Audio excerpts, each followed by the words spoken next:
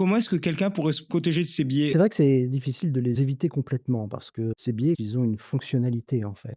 C'est eux justement qui permettent de faire que les traces sont instables, qu'elles communiquent entre elles et qu'elles forment des connaissances de plus en plus haut niveau. Mais on peut se demander dans un premier temps, quand on a un souvenir, c'est s'appuyer davantage sur tout ce qui est sensorimoteur justement. Est-ce que j'ai vraiment, l'image mentale claire de cet événement ou est-ce que c'est purement narratif et verbal, c'est-à-dire sur un modèle plutôt propositionnel? Nos représentations mentales ont au moins 2 formats. Le premier qu'on qualifie de propositionnel, le langage, les concepts, tout ce qui est connaissances, mêlées entre elles.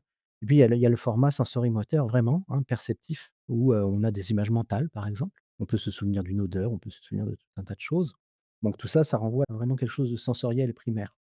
Et ça, c'est une des clés, semble-t-il, hein, mais c'est pas parfait, mais qui permettrait de distinguer un vrai d'un faux souvenir. C'est-à-dire que le vrai souvenir a davantage de traces sensorielles. Ce qui est logique puisque le faux souvenir, en général, les ponts ont été faits sur la base de connaissances et de choses qui sont plutôt propositionnelles.